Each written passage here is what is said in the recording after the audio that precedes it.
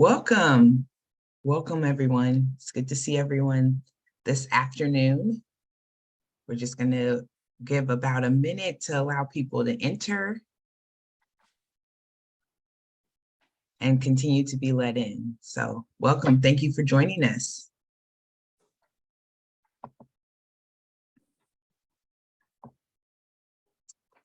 Hi, everyone. I appreciate you joining us this Friday afternoon.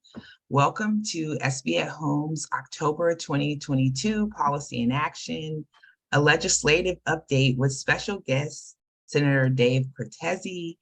Very excited to have our guest with us today. My name is Regina Celestine Williams. I'm the Executive Director of SB at Home and have the pleasure of being the moderator to today's discussion. Our Policy in Action at Home is a monthly informal brown bag discussion, and the goal is to convene housers to engage on hot housing topics. So every month we select a topic or current event, we bring in an expert to give a brief presentation, and then open up the discussion for you all to ask and engage with your questions, float new ideas, and identify potential areas for shared action. So I am going to start with a land acknowledgement. So before we begin, we would like to acknowledge the traditional, ancestral,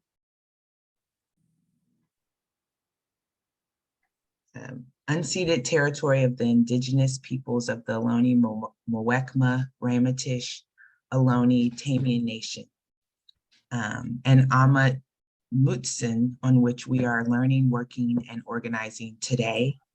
We are committed to honoring and making visible the indigenous people and tribes that were intentionally displaced from their land, who remain here in Silicon Valley and are a part of our community. So with that, I'm going to turn it over to Corey Walbuck, who is our Community Engagement Senior Associate. Thank you, Regina. Thank you, everybody, for joining us. For this conversation today, we want to ensure that the conversations and the relationships here remain respectful and as productive as possible. So please be kind and courteous to each other. Please refrain from any sort of rude comments or personal attacks. We encourage asking questions in the chat and listening as we learn and engage with each other. Please keep your comments and questions focused on the issue that we're dealing with today. Let's get into this conversation. So we want to also start this by highlighting some of the legislative successes that we've had this year. This was actually a big year for housing legislation in Sacramento. And SB at Home's sister organization, the SB at Home Action Fund, supported 19 pieces of legislation that were successful and got passed by the legislature and signed by the governor this year. Of those, we just wanted to highlight a few. AB 2011, Assembly Bill 2011, streamlines approval of housing for new affordable homes on underutilized commercial properties. For instance, like an abandoned strip mall or something like that. AB 2097 reduces and eliminates excess parking requirements for properties that are near high quality transit, and that can really reduce the cost and streamline and smooth the production of affordable housing in urban areas near transit. AB 2234 improves transparency and efficiency in the building permitting process after a project has already received entitlement. So this means that housing that's already been approved can actually begin the construction sooner. AB 2295 streamlines production of housing on property owned by school districts. Just a couple of Senate bills. SB 886, Senate Bill 886, streamlines production of university student housing. And SB 948 is another one. Sorry, I forgot to put it on this slide, but SB 948 creates a pooled transition reserve fund for affordable housing. And the last one, I'm sure we'll talk about it more with the senator because it was one of his own bills, was SB 649, which allows for local preference for tenants for affordable housing. Thank you, Corey, for that overview. So now I have the pleasure of introducing Senator Dave Cortese. He was elected in November of 2020 to represent State Senate District 15, which encompasses much of Santa Clara County here in the heart of Silicon Valley. Along with his accomplished career as an attorney and business owner, the senator previously served on the Santa Clara County Board of Supervisors for over a decade, with 4 years as board president, and on the San Jose City Council for 8 years, including 2 years as vice mayor, and as a trustee for the Eastside Union High School District for 8 years.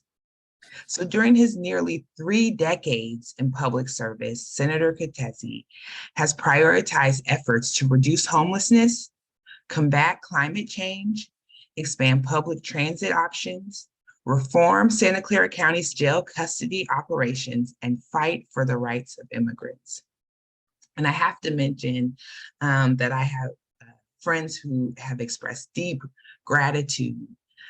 So personally as a Santa Clara resident, but also from my community for your work to create the School Link Services Program in Santa Clara County, which connects students and families to county mental health counseling, case management, and public health services on district and school site campuses. And that program is serving about 200 schools across 15 school districts in the county.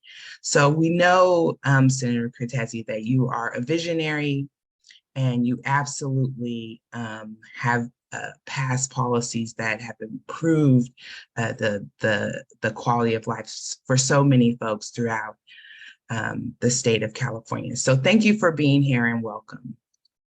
Well, thank you, Regina. Thank you for the thank you, and thank you for the generous introduction. I appreciate all of that, and it really means a lot to me to hear. Even though we're not talking about it today per se, I know we're going to focus on housing, but to hear the reference to that schooling services program. I don't know how aware everyone is, but I authored a bill this year that was signed into law that essentially cements in that sharing of mental health information and eliminates the obstacles that used to exist around confidentiality between school districts and healthcare providers. That became state law this year, Senate Bill 1184.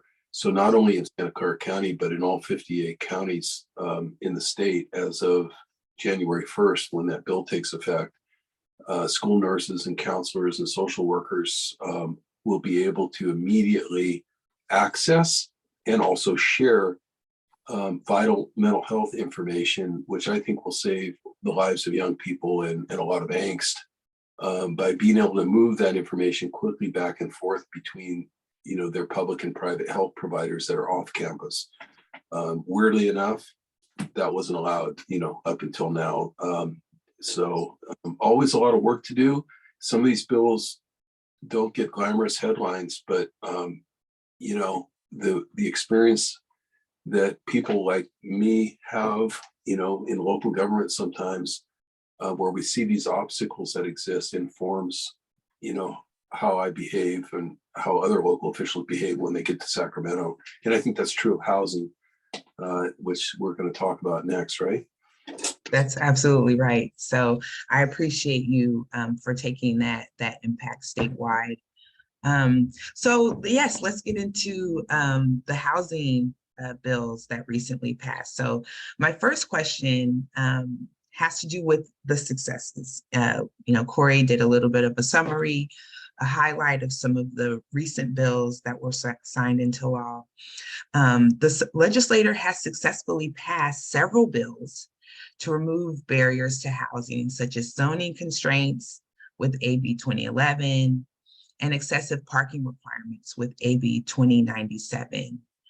My question is, tell us a little bit about why these types of bills are so important for expanding housing opportunities in our region. Well, in general, excuse me, in general, the effort around streamlining the process itself is important because, it almost goes without saying that it's been taking way too long for way too many years to get projects through the process at the local level, sometimes because of the very things that had been installed by the legislature and by local governments to create a more thorough vetting of the project. And one of those things includes the California Environmental Quality Act, CEQA, which a lot of YIMBY folks and a lot of organizations like SV at Home, have focused on over the years as a great environmental tool, but one that shouldn't be abused to create an opportunity to tie projects up in litigation or to slow them down unnecessarily when in effect, the urban infill projects are pretty simple projects. So this is all tricky stuff because, climate environment is a priority for people like me, and I think most of you, but at the same time, we have some very cumbersome rules in effect. And so what the state has done with some of the streamlining legislation over the past few years is to kind of come in and say, you don't have to go through the CEQA process anymore if you meet certain criteria. SB 9 does that with lot splits. AB 2011, which is a huge bill this year, and SB 6 to a lesser degree do that, with commercial properties. And if you really think about it, if somebody built a Costco or there's an old Sears Roebuck building that went out of business and it's got a massive parking lot, in addition to buildings that can be torn down, it's already been there. It's already accommodated people. It's already human beings. It's already created traffic impact in the community. So why would we want to slow down in this day and age when we have a tremendous housing crisis and a lot of unhoused people? Why would we want to slow that process down at all to just infill that site with affordable housing right now? So that's the idea. It's pretty simple, but I don't want to get ahead of myself, but we also have to focus on the fact that some of these projects aren't just about streamlining or losing the opportunity to build something because it takes too long. But we also have to look at tax credits and other things that we can do to get the developers that are right on the tipping point of going forward. They're trying to figure out, can this project make sense for me, especially with rising interest rates and things like that? Well, what can we do as a state to make that economic picture, a little clearer for the developer? Yeah, I appreciate that. Yes, and as someone who's worked closely with developers and in the development field, I understand the sensitivity to timing, streamlining is so important, and predictability, and then adding that predictability around funding, even when the market and costs are rising. One thing that we wanted to shift to is the bill that you authored, Senate Bill 649. Absolutely, we were enthusiastic to support this bill in this legislative session. SB 649 allows for local tenant preferences in certain situations.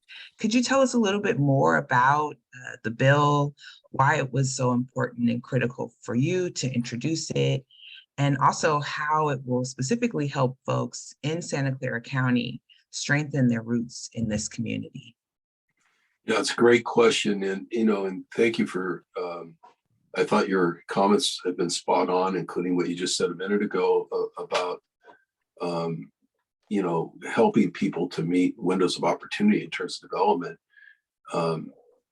The displacement bill, SB 649, it was originally discussed with me and my staff and my team by representatives from the city of San Jose, which is always welcome, given that 80% of my district, or 80% of San Jose is in my district, and I'm designated as the San Jose senator, right? So hey, this is great. Our county seat, our largest city in the Bay Area, our third largest city in the state, is coming along saying, we need another tool. And what is that tool?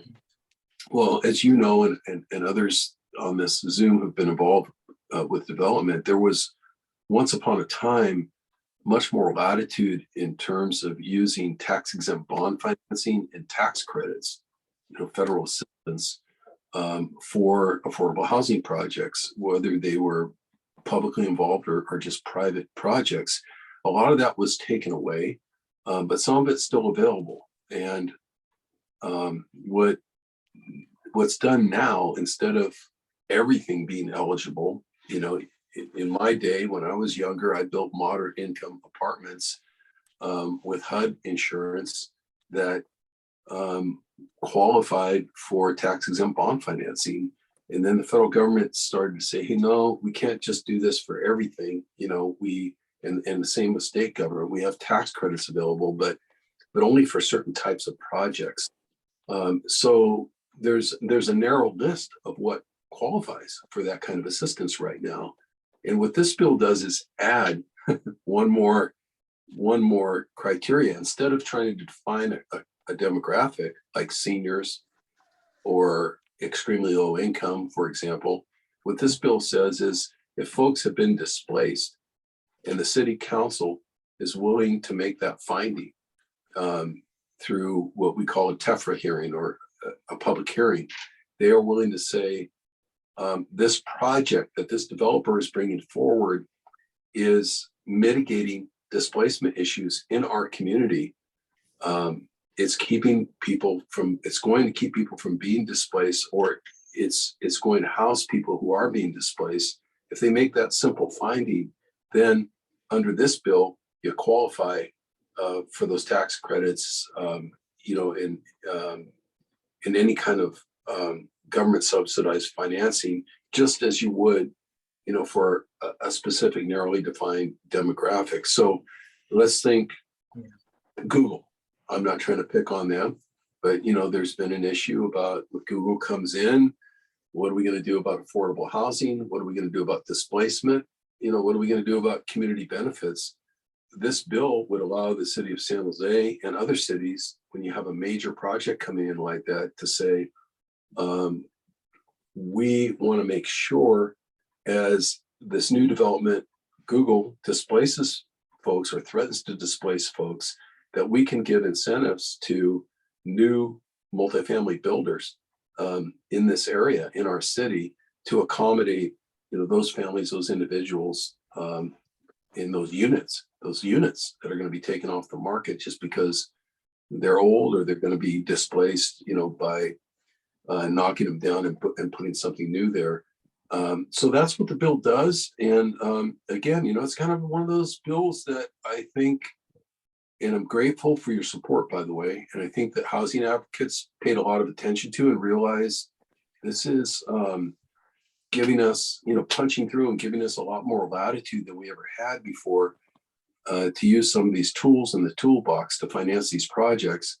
But, it's probably not going to make headlines in the Los Angeles Times or anything like that because, it's a little bit deep in policy.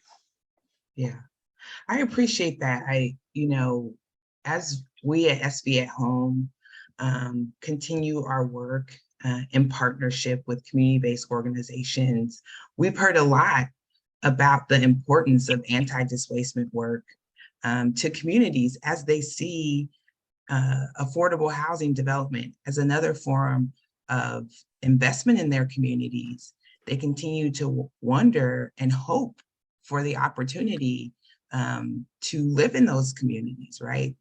Those new communities that are serving low-income families and kind of ensuring affordability over the long term. And so there's been a lot of questions around, the ability for the existing community members to tap into this resource that is affordable housing. And now that we have this tool with SB 649, we have the ability to enact local preferences, folks feel a lot more encouraged about creating staying power in communities that are vulnerable to displacement, because that's sort of where we've been in the Bay Area, right? We've experienced a lot of displacement, folks being displaced out of the area, having extended commute times, being displaced out of their homes into unhoused and unstable conditions. And so it's good to know that we have a tool that can really allow folks to see themselves gaining power and building roots where they already have connections and networks and community. So we are very excited about this one. And who knows, we may leverage this to make a few headlines, because folks staying in their communities should be a headline for the newspapers. So I want to chat a little bit about, more about protecting tenants. We're continuing to come out of this pandemic, and COVID has exposed how many people in our community are vulnerable to displacement. And in addition to, devastating loss of income, loss of life, folks who are dealing with long COVID, all of the economic turmoil that's come from the pandemic. Now many people are struggling more than ever to keep up with the skyrocketing rents of the Bay Area. So with this in mind, how can California do more to protect tenants from displacement and rent burden, especially recognizing that communities of color continue to be disproportionately affected by sort of this dynamic of a lack of shared prosperity in our region? Yeah, it's a great question. And it's, the assistance that we saw coming out of the pandemic, at first was dramatically federally subsidized, as you recall. And California got as I recall, about $2.5 billion from the feds, as part of the stimulus package to go directly into landlord and tenant assistance, meaning, obviously when the tenant pays rent that they're struggling with in terms of tenant, in terms of challenge through the pandemic, maybe they lost their job, a restaurant worker, business is closed, they've done everything, they've always paid their rent on time. How do we prop that family up temporarily until we get out of this pandemic? And frankly, the landlord as well. It's not as if they did anything to deserve not getting the rent check. I mean, they had a business model there, and maybe they're providing, the same tenant for 7 or 8 or 10 years, a dwelling unit, an apartment, and they've kept the rents down and they're happy, everybody's happy, and all of a sudden you have this crisis on your hands. That scenario right there, that fact pattern was being played out and still is, to the tune of thousands and thousands of primarily apartment dwellers, but also single family rentals as well. And my big gripe at the beginning of that is, oftentimes when we move quickly at state government, you saw it a lot during the pandemic, when the governor's moving quickly, the implementation side is not given as much attention as you might normally like. It becomes, look, let's take this money and push it down to locals, $2.5 billion, and they'll figure it out. You know what? Some cities and some counties will figure it out a lot better than others, right? This is a very diverse state. Some of them have housing departments, like San Jose or like the county of Santa Clara. But how about over in Merced County? Is that going to happen? Do they have the capacity in Stanislaus? Do they have the capacity in some of the smaller coastal communities? But bringing it back here to Senate District 15 in our own community, we have this, as we because you work in this space, we have these huge economic disparities. That San Jose State study, the Silicon Valley Pain Index, by Dr. Armine and Scott Myers-Lipton, really bring it out, that we've got these huge disparities. And, the gripe that I had, which I started to say a few minutes ago, and I spoke up pretty vociferously during the budget process, was that we didn't really know, and we weren't surveying or inventorying on a statewide basis how many vulnerable families there were out there. When I say families, I'm including individuals. How many tenants were vulnerable out there? And people were saying from the finance department, oh, nobody knows. How could we ever figure that out? And again, my own experience, in the real estate industry told me there isn't a landlord in the state, not a landlord in the state, whether they have 2 units or 2,200 units, who can't press a button on a laptop at any given moment and tell you exactly how many tenants they have and which ones are delinquent, or ones have filed a COVID notice, with the landlord. So, I argued that point and said, let's just spend a week. It wouldn't take more than a week, through the apartment associations and the real estate trade associations and organizations like yours to get the word out to landlords that we don't need names, we don't need proprietary information, we don't need confidential information. We just need the numbers. For example, I have 100 tenants, 20 of them have filed COVID notices, and I believe another 10 are vulnerable because they're delinquent on their rent. That's 30 out of 100. And let's extrapolate those numbers so we know if we have enough money.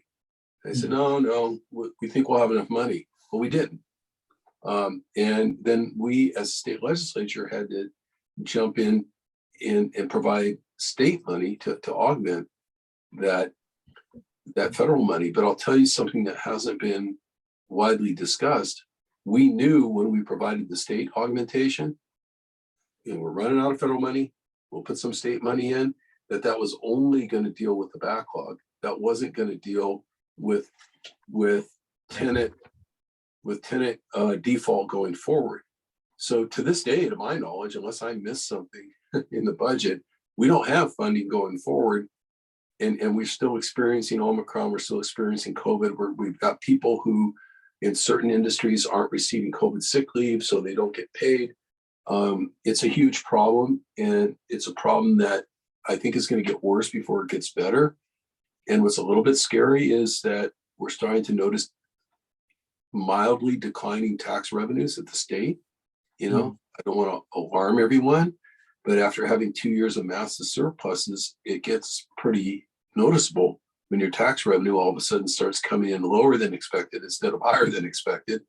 And so is the state going to be in a position to dole out $1 billion, in additional aid?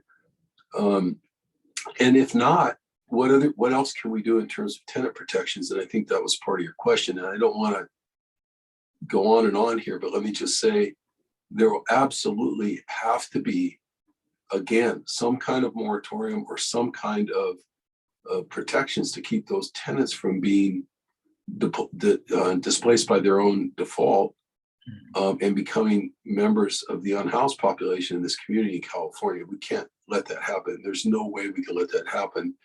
And I think that's the stark reality that we're facing. And I think if there's any consolation, I want you to know that in our caucus in the state legislature, which is 2/3 of the legislature, and I can particularly speak of the Senate, this issue is very much top of mind, and it will be highly prioritized as we get back into the voting session here between December and January 1st. Our leadership is thinking the same way I am. Despite what I said earlier, I have a gripe. I think we could have probably headed this moment off had we planned a little bit better a year ago, a year and a half ago. That's the bad news. The good news is it's got the attention of the state legislature, and we're just going to have to figure out how to create an additional safety net to keep people from that kind of hardship. Yeah, I appreciate you speaking of a safety net, because I think that, considering what we've seen, what we've experienced, and now what we know today, some sort of rent subsidy program that isn't, oversubscribed, like the HUD, Section 8 programs and things like that, some sort of rent subsidy program that can support more individuals, more households, more families, and that's ongoing. Is probably something that should be investigated, as we recognize that folks have always sort of been at the edge and not had that safety net, but just would have to hold on either through their networks, through their family, or fall into unhoused situations. So, or overridden burden situations. So one thing that I wanted to, you sort of touched on the budget. And so one of the things that I wanted to ask about was, the fact that housing is the #1 issue, housing affordability in the state.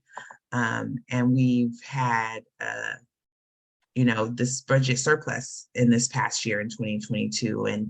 And those of us who are housing advocates, we had looked to the state to really step up its funding to, let's just address the housing shortage, the housing, the housing shortage, the lack of housing affordability, and the number of folks who are unhoused in the state.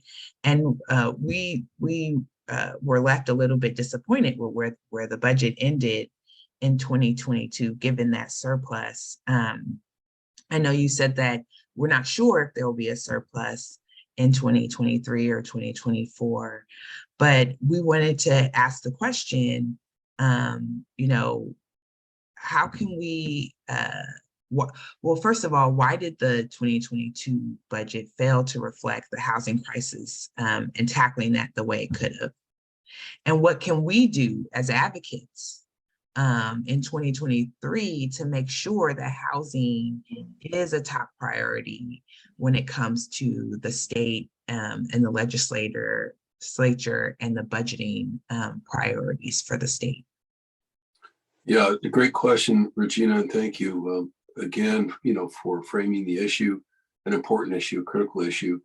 I'll tell you, the gospel according to Dave Cortese, okay, which is a little opinionated in terms of my lens, right? My view on how did it happen? Why did it happen the way it went down?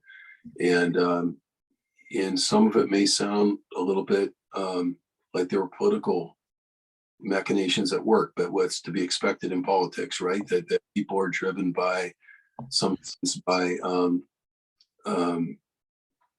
what appears to be a need to get resources out broadly and widely, and all of a sudden the biggest surplus in the world doesn't look like it's so big anymore, right? So let me put that to you this way. There is a school of thought, and I'm not the only one that shares it, that when you've got a $90 billion surplus, you could do something generationally altering in the state of California. You could end homelessness for sure with that much money. Yep. Across the state.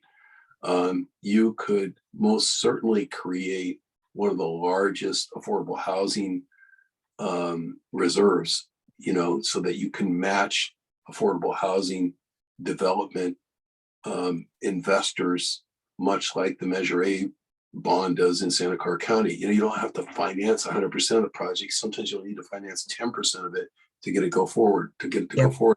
Well, no, you could do a whole hell of a lot of that with $90 billion. Okay. But there's another school of thought that says, let's try to do something for everyone. And that's what I meant by politicalization of the issue, right? Is that, look, this is a big year for climate. We're going to have to put billions of dollars into climate. It's a big year because we have 43 bills coming forward. So that takes up a lot of oxygen. We have mental health needs in our schools. We have, none of these things are bad. These things are all really important priorities. And on and on and on. We have unfinished legacy transportation projects that are critical to reducing vehicle miles traveled and creating workforce proximity to transportation. So all of these things are important. So why don't we take this $90 billion and try to spread it around as equitably as we can, but at the same time make sure there's enough in each space, in each issue area, to really get something done. So, for example, there's $12 billion in transportation money, infrastructure money this year. It could have been zero. Easily could have been zero in this budget. It was 12 billion. Does that help with housing affordability at all? Straight up? No, absolutely not. It'll help with the BART extension. It'll help with the LA Olympics. It'll help with certain things, but it's not going to help with housing affordability. 12 billion is a heck of a lot of money, that can be used for housing affordability. So I think what's happened, all I'm saying is politically, is we've been in an environment the last couple of years where the three-way budget negotiation process between the Senate, the Assembly, and the governor has evolved or devolved, depending on your way of looking at it, into this, let's sprinkle a lot of good in a lot of places, in a lot of spaces. And I don't think that creates a legacy for anybody, but it does create a lot of somewhat happy constituencies and a few very disappointed ones. And when we go back and look at the last 2-year session, I came in and the pro tem immediately asked me to serve with a half dozen other senators on a housing task force. And she said, housing is going to be our priority. Production and affordability. Production and affordability. Those are the two primary issues. And so we ran a package of bills. Most of those made it. One of mine even made it the first year. And so when I was talking to leadership about the second year of the session, and they were asking me my thoughts on certain things, I said, I just want to make sure that I want to continue to be on the housing task force. They said, well, then we're not going to be a housing task force year 2. We're going to have a climate task force, not a housing task force. So see how you kind of lose. We had some momentum going there. I'm not sure. And again, this is not to throw anyone under the bus, but I'm not sure why we couldn't have had both. I mean, these are crises, climate, right? And housing is going to be a crisis for a while, unfortunately. So if you don't have this task force, then you don't have as much momentum around bringing forward a package of bills. Everything becomes, well, Cortese's doing 649 and somebody else is doing 948 and somebody else is doing 2011 and somebody else is doing SB6. And it just kind of happens organically, but there isn't that kind of budget play and thrust and fiscal thrust, behind getting something done. So I hope that doesn't sound too convoluted, but it is the backstory, really. I'm giving you the story of how it really happened. That why did we have 30 housing bills at the end of 2021 and 6 housing bills that we could brag about instead of 30 at the end of 2022? It's really a prioritization thing. It's that simple. And again, I think what you can do is right now, while we're in this non-voting interim recess, as they call it, obviously we're working, but what we're working on right now, legislator by legislator, is forming our bill packages. The pro tem and the speaker are focusing their thoughts on where do we need select committees, where do we need special work groups, where do we need emphasis this year in terms of putting bill packages together. And I really think you and the coalitions that you participate in, which I would assume, are many other housing advocates, not just in the Bay Area, but throughout the state, really should start helping those of us who are housing advocates in the legislature by starting to beat the drum now and say, are we going to have a housing working group this year? Or Mhm. what assurance is there that we're going to have that we're going to resume the major housing legislative movement that was started in 2021 and frankly diminished down to just a couple of bills in 2022? Good bills, but not enough. Yeah. And then there's issues within that. I mean, is anybody going to be working on a statewide housing bond? We've been talking about that for a couple of years now. There was actually a bill called SB 7 in the 2021 housing package that, I'm sorry, that may be the wrong number. It was SB 5 that year that was going to be the statewide housing bond, and it just went away. But a multi-billion-dollar housing bond doesn't require general fund money right now, right? You can do that even if you have slightly declining tax revenue. You just have to make sure you can cover the debt service on the bond going forward. And it's counter-cyclical in terms of investment. If you put that bond up, doesn't it put people to work?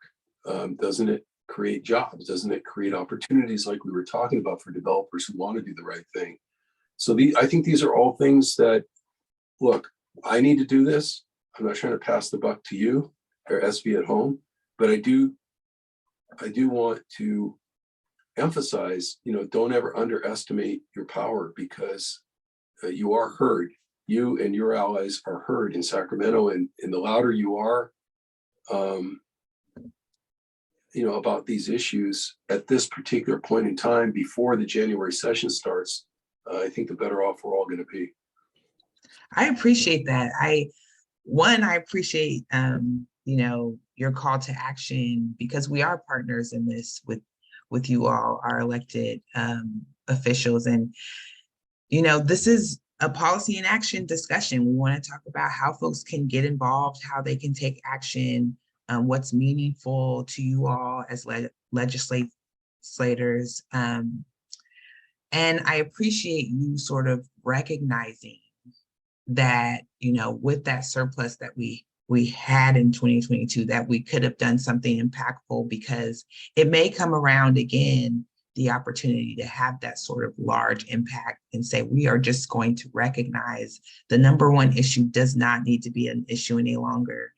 There's, a part of this, there's a narrative that the housing crisis is too big for us to tackle because there's so many people who are hurting.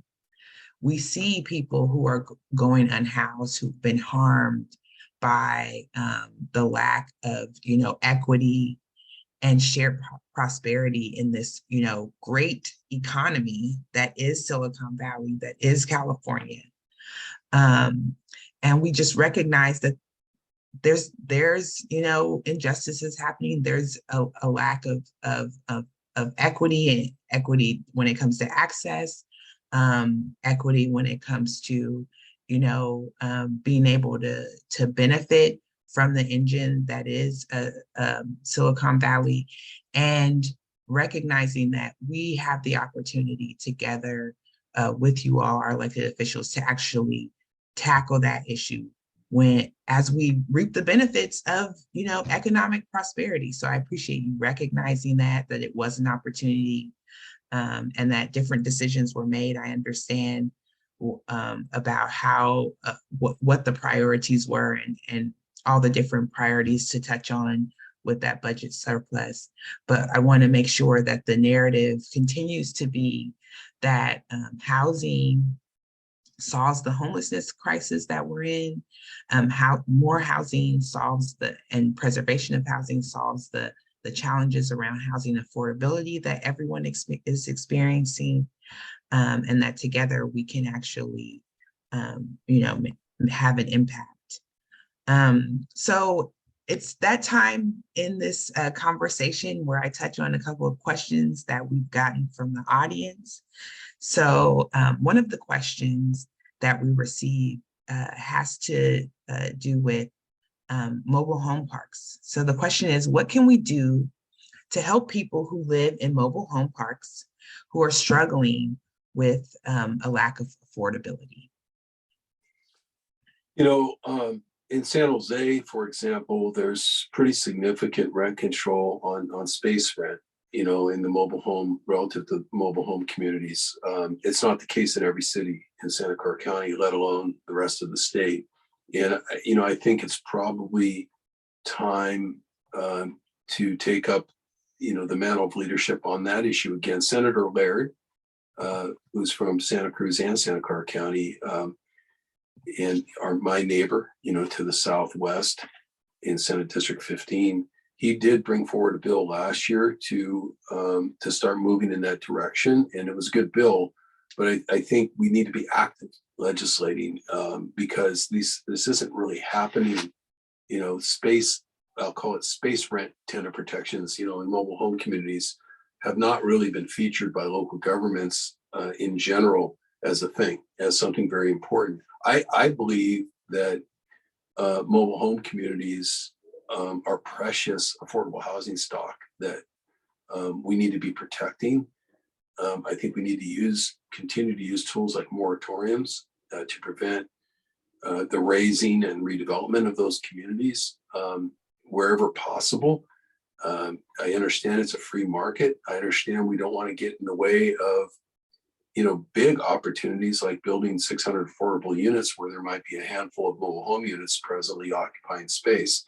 But, to the extent we're going to ever allow that kind of displacement, we're right back to the earlier discussion we had. What are we putting in place in terms of replacement housing for the displaced? And is it going to be equally affordable? I mean, some folks in mobile home parks, especially in San Jose, where their rent increases have been limited on their space rent, are almost really experiencing almost extremely low income, overall housing rates. Kudos to them. They made an investment in a mobile home, and they made a good decision at some point in time. But as we all know, a lot of the demographics in those communities, again, are folks who are either underserved or elderly, and they need to be protected. So there really hasn't been a raft of legislation in that area, honestly, since the 1990s. And it's time we come back to that. Great, thank you.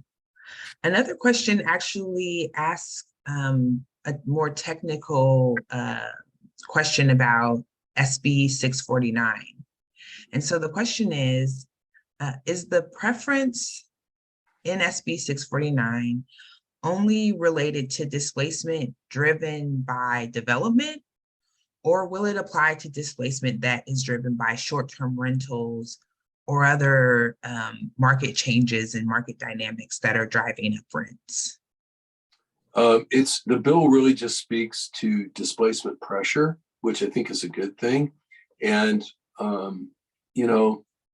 the other good thing about these hearings, and, I don't expect everyone would have ever been involved in attending a board meeting or a council meeting when they had a TEFRA hearing, but there's not a lot to it. I mean, basically, these are a finding that in this case, displacement pressure exists. They're basically just saying at the county or the city, this project qualifies under SB 649, period, full stop. So there's a lot of latitude there. I think the biggest issue is then if there's so much latitude as to what the council may approve in terms of a project, how do we know it's going to be consistent with fair housing laws, that it's not, somebody kind of trying to come in and get a subsidy for something that turns out to be an elitist project or something that's going to have the indices of redlining all over again. And I think that's where we have to pay close attention. But I also trust that, especially in our part of the country, people do abide by fair housing laws. This isn't an area where we typically see that kind of discrimination anymore.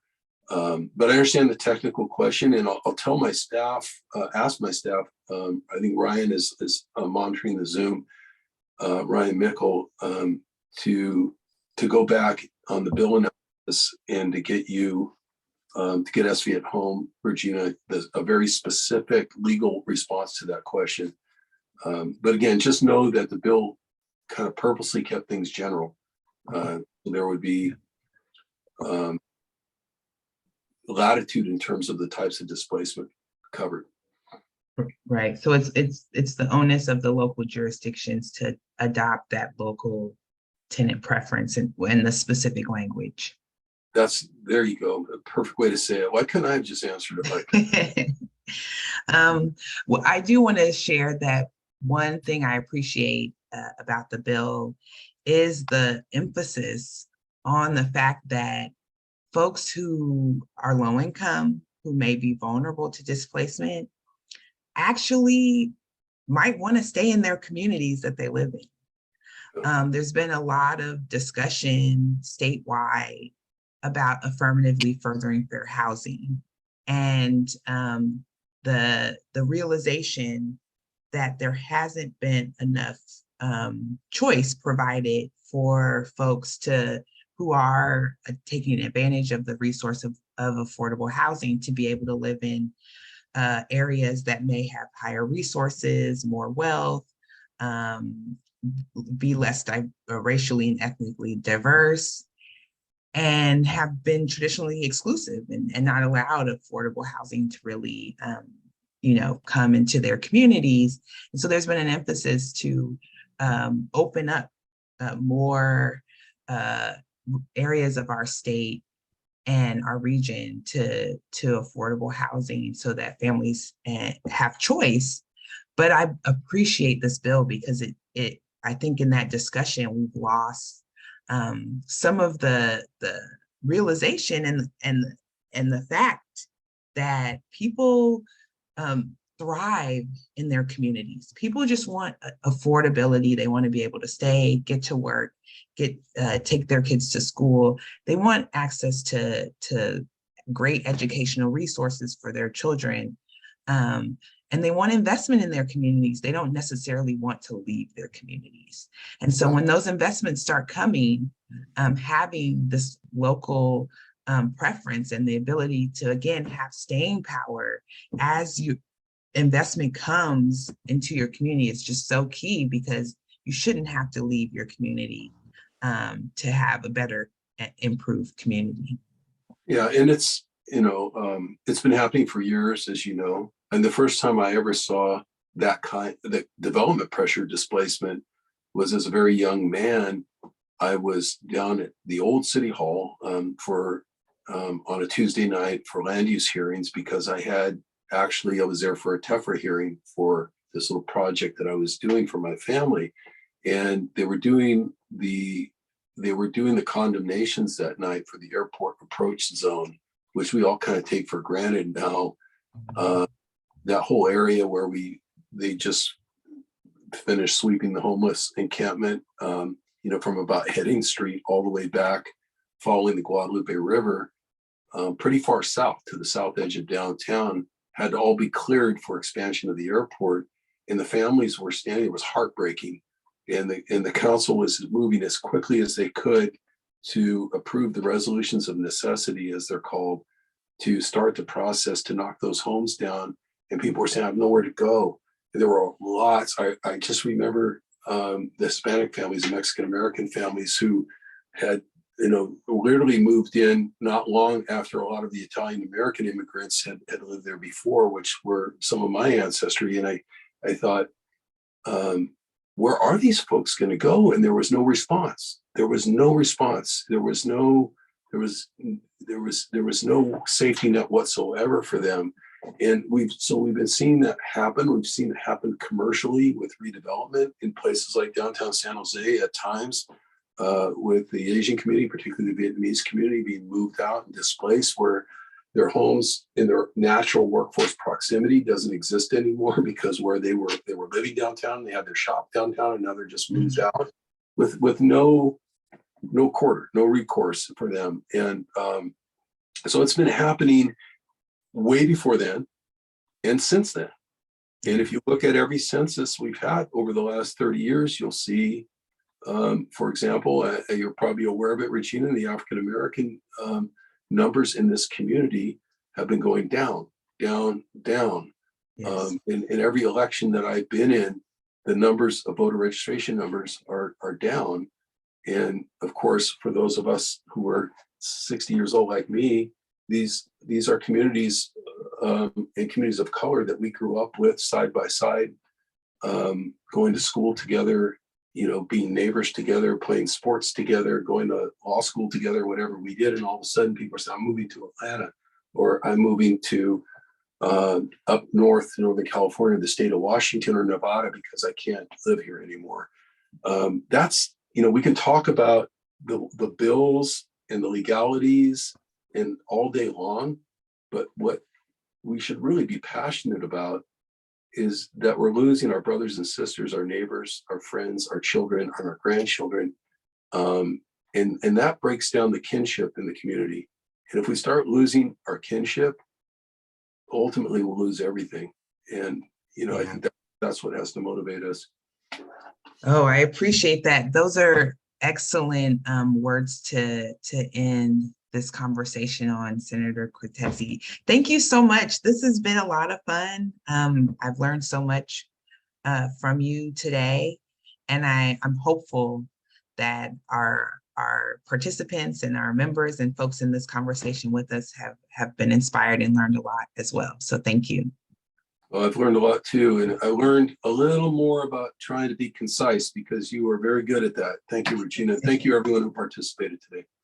Thank you. And so before I hand it over to our policy and research senior associate, I just want to let folks know that there will be a discussion next week that I'll be moderating with Michael Tubbs, the former mayor of Stockton. I'm very excited about that. It's a part of Transforming Communities in partnership with San Jose State. We're going to drop the links to the calendar for that 2-week conference, as well as to the event registration, so you can check that out. And then I'm going to pass it to our policy and research senior associate, who's going to let you know a little bit about how to become a member of SB at Home. And also we ask that you stick around so that you can participate in a poll. Allison Singolani, everyone. Thank you so much. So here at SB at Home, we believe everyone deserves a safe, stable, and affordable home. If you do too, we invite you to join us as a member, because when you join SB at Home, we can leverage our resources, we can magnify our voices, and advance strategic collaborative solutions to California's affordable housing crisis that meet our local and regional needs. I know that many of you that are here with us today are already members. Thank you so much for being part of the SB at Home family. If you're not yet, please check out the link to join us there in the chat. We do also have a short 3-question poll. If you can take just a few minutes to give us a little bit of feedback. The poll should be launching, and there we go. Thank you so much. Just to give us some feedback about how the event was today. We work hard to try to make sure that our programming is meaningful and meets the needs of our affordable housing advocacy community. So let us know how we're doing. That helps us make sure that we're keeping great content ready here for you. I do also want to, as you're taking a moment to fill out those couple of questions in the poll, here's the event that Regina had mentioned. So this is part of San Jose State University's Transforming Communities, a Movement to Racial Justice series. It's going on for 2 weeks, and Regina will be moderating that keynote session. So you'll also find a link to register for this event. It is available both in person and virtually, but you'll find a link to register and more information about the series in the chat as well. Thank you all so much for joining us today. I'm going to keep the poll open for another few moments. If you haven't already participated in the poll, please do. And we look forward to seeing you at this great event with Michael Tubbs and Regina Celestin Williams, and seeing you at next month's Policy in Action. Thanks so much.